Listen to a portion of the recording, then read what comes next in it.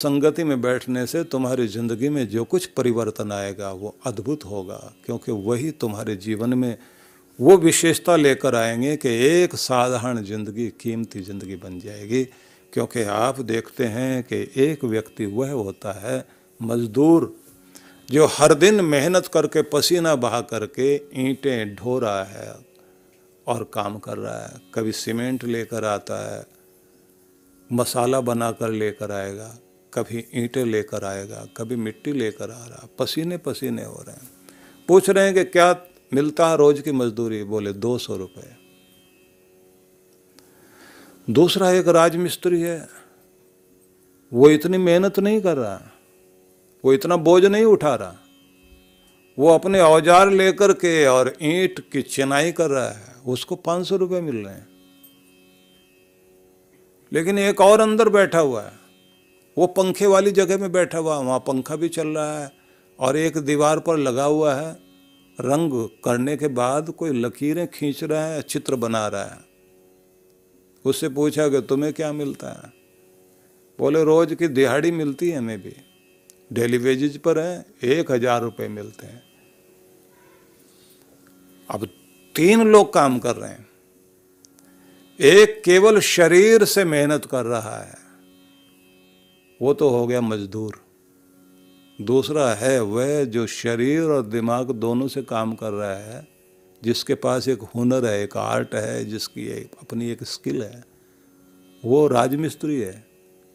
लेकिन जो दिल और दिमाग दोनों लगा करके डिजाइन बना रहा है, उसके 1000 रुपये मिल रहे हैं उसको, क्योंकि उसके पास वह ज्ञान है। एक तो हो गई टेक्नोलॉजी, टेक्निक का होना, एक हो गया शरीर से मेहनत कर लेना।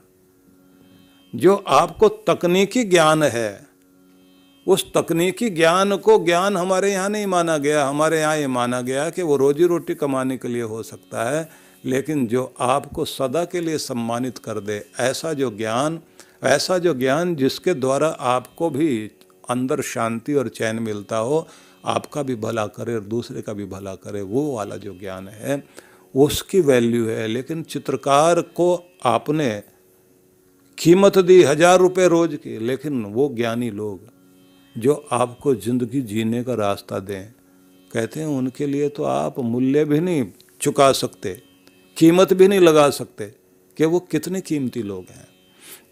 क्योंकि दीवार पर रंग भरना एक बात है, जो जिंदगी में रंग भर दे, उन ज्ञानियों की जीवन में बहुत बड़ी आवश्यकता है। उनकी संगति करने के लिए कहा। और इसी में आ जाते हैं वो गुरुजन जो आपका लोक और परलोक दोनों सुधारते हैं।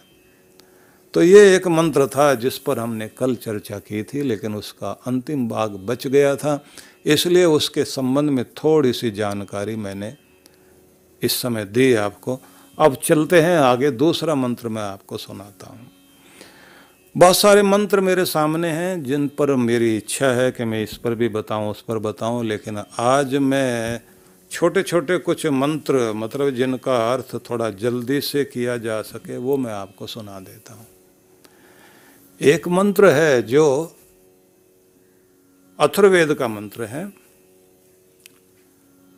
इस मंत्र को आप देखिए, जिसमें लिखा है परो पेहि मनस पाप किम शस्तानि संससि। मेरे मन में उठने वाले पाप की दुर्भावना, परो पेहि दूर हट, किम शस्तानि संससि, क्यों मुझे पाप में, निंदित कर्म में प्रवृत्त होने के लिए आया है। मेरे मन में उठने वाले पाप के उद्वेग, तू मुझसे दूर हट, क्यों तू मुझे निंदित कर्म में प्रवृत्त होने के लिए आया है। परे ही न त्वा कामये, मैं तुझे नहीं चाहता हूं, दूर हट।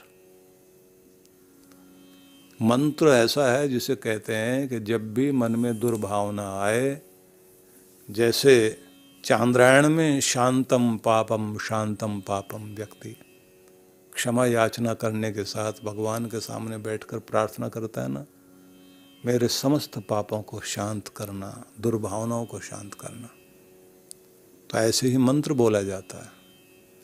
जैसे वो शिव संकल्प के मंत्र हैं ना, जिसमें मन के विषय में कहा गया, परमात्मा मेरे मन में उठने वाले संकल्प, विचार, इनको कल्याणकारी बना दो।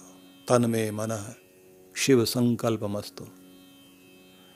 और फिर मन को बुरा नहीं कहा गया, वहाँ मन को कहा गया है कि बहुत अद्भुत शक्ति तूने दी है भगवान मुझे। यज्जाग्रतो दूरम उदयति दैवम तदु सुप्तस्य तथैवैति दूरंगमम ज्योतिषाम ज्योतिरेकम तन्मे मनः शिव संकल्पमस्तु। यत जाग्रतः, जो जागते हुए भी और सोते हुए भी, दूरम उदयति दैवम, बहुत दूर दूर तक जाता है यह दिव्य शक्ति संपन्न मेरा मन। सोते हुए भी ये चैन से नहीं बैठता, इसकी उड़ान चलती रहती है। ज्योतियों का ज्योति है ये मेरा मन, प्रकाशों का प्रकाश है। जब आंख काम नहीं करती, अंधेरा सामने हो और चारों तरफ समस्याएं हो, मेरा मन ही तो मुझे उन समस्याओं से पार हो जाने के लिए ताकत देता। बस तो भगवान इसे अच्छा बनाए रखना। और फिर वहां तो ये भी कहा गया, यस्मिन ऋचसाम यजुंसि यस्मिन प्रतिष्ठिता। चारों वेदों का ज्ञान इसके अंदर है। एनेदम भूतम भुवनम भविष्यत परिगृहितम एन अमृतम। ये ऐसा अद्भुत मंत्र है जिससे भूत भविष्य वर्तमान काल का ज्ञान होता है। इस मेरे मन को तो भगवान शिव संकल्प वाला बना, अच्छे कल्याणकारी विचार मेरे अंदर आने लग जाए। वो बड़े सुंदर मंत्र हैं। इन मंत्रों को कहा गया है कि इनको तज्जपस तदर्थ भावनम, जाप करें लेकिन उस तरह की भावनाएं भी बनाते जाएं। जैसे जैसे वो भावना बनाएंगे और तरंग पैदा होगी और ब्रह्मांड से पूरे यूनिवर्स के साथ आपका संबंध जुड़ेगा, तो वहाँ से आती हुई रश्मियाँ आपके शरीर में प्रवेश करते हुए आपके पूर्ण स्वरूप के अंदर परिवर्तन लेकर के आएंगे। इसलिए वेदों तक पहुँचना बहुत आवश्यक है, लेकिन हम लोग जो है वो अन्य ग्रंथों तक ही जाकर रुक जाते हैं। हमारी चेष्टा होनी चाहिए कि अपने दर्शन शास्त्र से लेकर के और अपने समस्त वेदांगों तक जा सकें, स्मृतियों तक जा सकें, सूत्र ग्रंथों तक जा सकें, नीति ग्रंथों तक जा सकें। हमारे नीति ग्रंथ भी बहुत अच्छे अच्छे हैं, और जो हमारे धर्म शास्त्र हैं बहुत प्यारे शास्त्र हैं, बहुत अच्छी प्रेरणा देने के लिए कहा गया। और मनुस्मृति में जैसे हम लोग देखते हैं, मनुस्मृति है, शंख स्मृति है, लिखित स्मृति है, वशिष्ठ स्मृति है, बृहस्पति स्मृति है, शुक्र स्मृति है। वहाँ बहुत अलग अलग तरह के संदेश हैं, और कहीं कहीं बड़े कठोर भाषा भी है। नो तिष्ठति ये पूर्वाम नो पास्ते यस्तु पश्चिमाम शूद्रवत बहिष्कार्य सर्वस्वात् द्विज कर्मण। समस्त द्विज कर्मों से उस व्यक्ति को अलग करो। किसे? नो तिष्ठति ये पूर्वाम नो पास्ते यस्तु पश्चिमाम। पूरब की ओर सुबह उठ करके मुँह करके भगवान की वंदना नहीं करता, और शाम को जाते हुए सूर्य को देख करके जिसे परमात्मा की याद नहीं आती। मतलब शाम होते होते अपने कार्यों से निवृत्त होकर जो प्रभु से नहीं जुड़ता हो, और सुबह उठ करके जो प्रभु का वंदन करके अपने कार्यों से नहीं जुड़ता हो, सभी द्विज कर्मों से अलग करके समाज से कोने में बैठा उस आदमी को क्यों गलत उदाहरण प्रस्तुत कर रहा है? ऐसे हिसाब से तो 2 या 4 ही बचेंगे जो आदमी जिनके लिए कहा जाएगा बस ये ठीक है, बाकी तो ठीक नहीं। और बिल्कुल हालत हो गई उल्टी इस समय। तो वो जो अकबर इलाहाबादी ने लिखा था ना कि रकीबों ने रपट लिखाई है जा जा के थाने में, दुश्मनों ने रकीबों ने रपट लिखाई है जा जा के थाने में। अकबर नाम लेता है खुदा का इस जमाने में, इस दुनिया में। इस समय जो कोई भी आदमी, मॉडर्न एज चल रही है, ये आधुनिक काल है, इसमें कोई भगवान का नाम लेता है कि जाओ इसको गिरफ्तार करो, भगवान का नाम ले रहा है। तो वो जमाना आता दिखाई दे रहा है। तो इसलिए मैं आपको कहना चाहता हूं कि आपके ग्रंथ बहुत अद्भुत ग्रंथ हैं, और जब आप और वेदों के संबंध में जब चर्चा करने की बात आती है तो उस समय तो हम बहुत मौज में आ जाते हैं। तो हमको लगता है कि भगवान की पवित्र वाणी है, इसमें तो बहुत खेलने का मौका मिलता है, बहुत आनंदित होने का मौका मिलता है। परोपे ही मनस पाप किम संस्थानी संससी, मेरे मन में उठने वाले पाप मुझसे दूर हट, किम शस्तानि संससी, क्यों मुझे निंदित कर्म में प्रवृत्त करने के लिए आया है। परे ही, दूर हट, न त्वा कामये, मुझे तेरी इच्छा नहीं है, मैं तुम्हें नहीं चाहता हूं।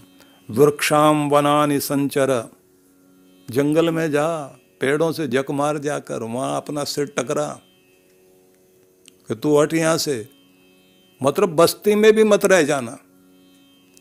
क्या मंत्र है। तो वृक्षों से जाकर के भिड़, क्योंकि वो तो वहीं रहते हैं, वो कहीं इधर उधर जाते नहीं।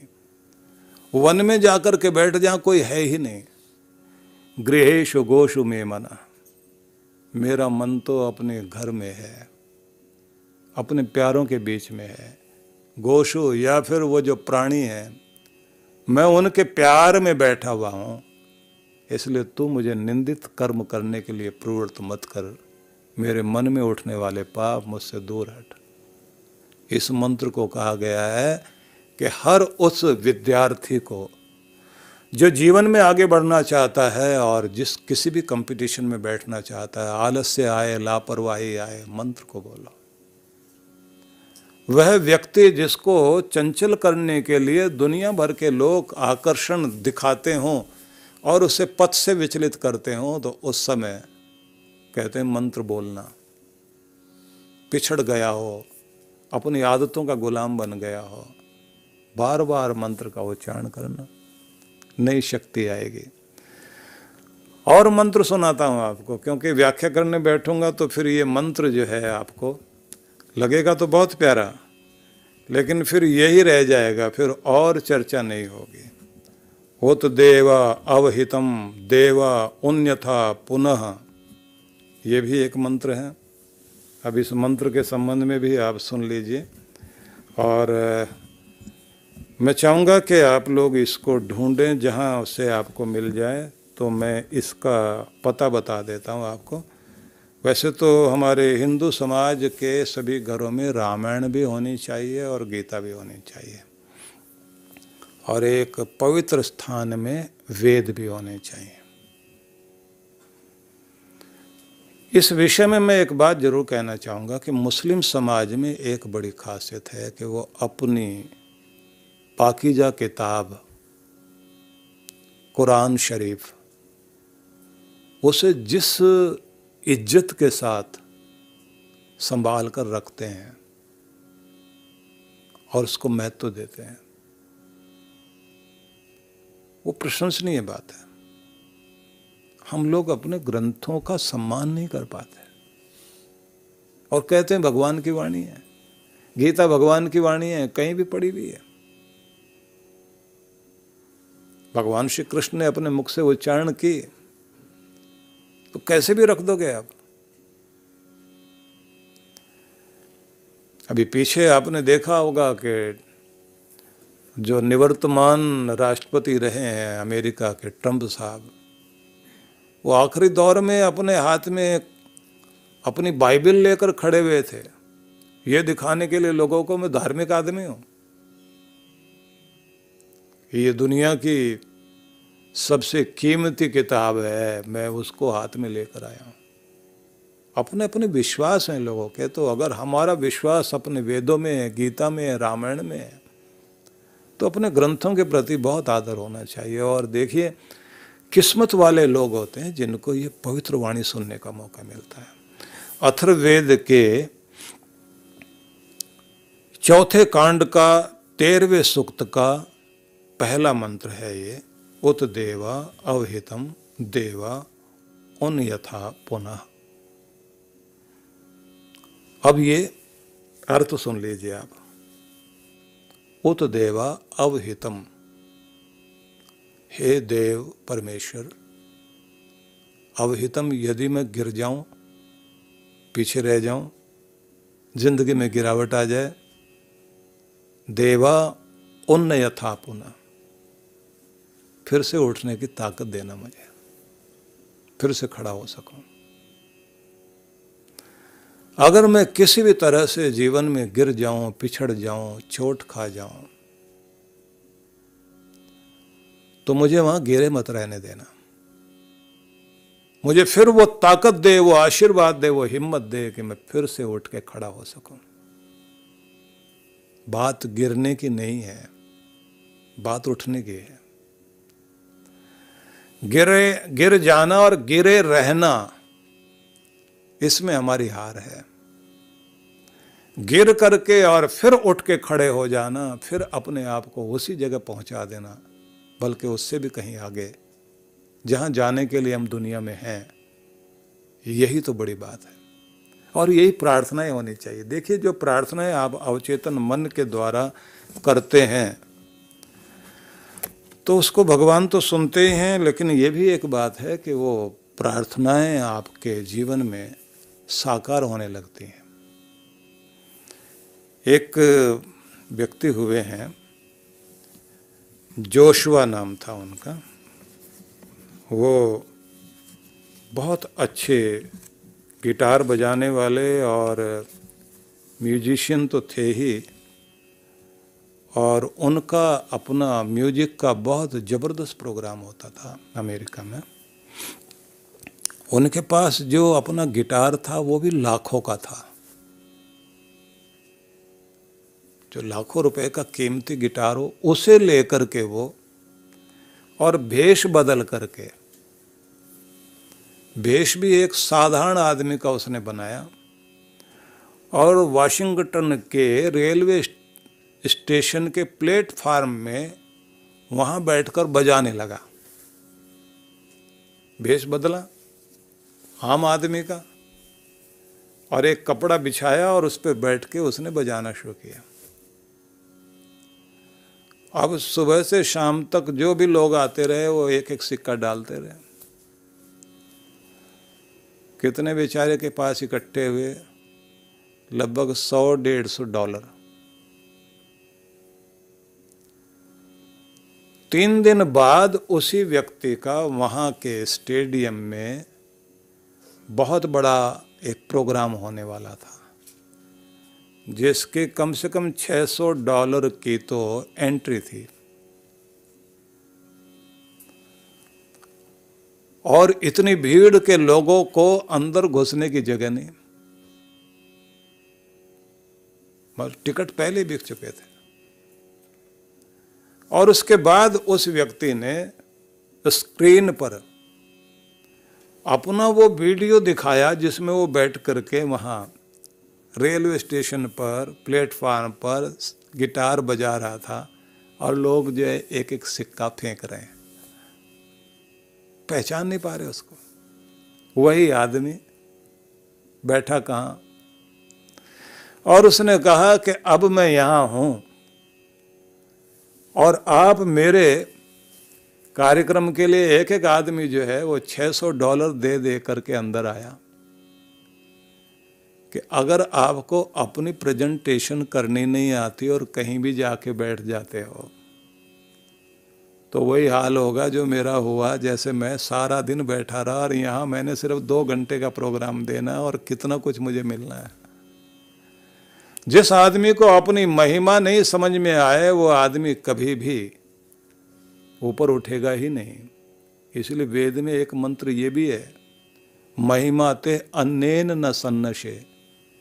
तेरी महिमा को कोई दूसरा समझने वाला नहीं है, वो तो तुम्हें ही समझना पड़ेगा। वो मंत्र भी मैं आपको सुनाऊंगा कि तुम्हारी महिमा तुम ही समझ सकते हो। दुनिया का बड़े से बड़ा हाथ तुम्हें बड़ा नहीं बना सकता। उसके लिए बड़ा होने के लिए खुद ही बड़ा होना पड़ेगा। अपने अंदर ही शक्ति भरनी पड़ेगी। अपने आप को उस जगह खड़ा करना पड़ेगा जिस जगह के लिए तुम बने हो। इतने अद्भुत मंत्र हैं। एक मंत्र और मैं देख रहा हूँ, अहम इंद्रो न पराजिज्ञे इद्धनम न मृत्यवे अवतस्थे कदाचन। जो ये कहते हैं कि वेदों के मंत्रों में क्या होगा, ऐसे कोई मंत्र होंगे सिर्फ पूजा वूजा करने के मंत्र? ये तो वो मंत्र हैं जो आपको पूजनीय बना दें, जिनको पढ़कर सुनने के बाद आप दुनिया में ना भी रहें तो भी आपका नाम पूजनीय बना रहेगा, लोग आपको याद करते रहें। दुखद बात यह है कि इस विचारधारा से अपना मन मस्तिष्क जोड़ने वाले लोग अगर नहीं है या इस तरफ प्रयास नहीं कर रहे हैं तो यही दुखद बात है। हमारी प्रथम कोटि की प्रतिभा इस तरफ लगनी चाहिए कि हमारा जो वैदिक ज्ञान है वो समाज तक पहुँचे। और ये भी मंत्र है, अश्वत्थे वो निष्दनम पर्णे वो वस्तुस्कृता, कि संसार एक पीपल का वृक्ष है और उस पर जैसे एक पत्ता और पत्ते पर ठहरी भी ओस की बूंद, ऐसा ही जीवन है।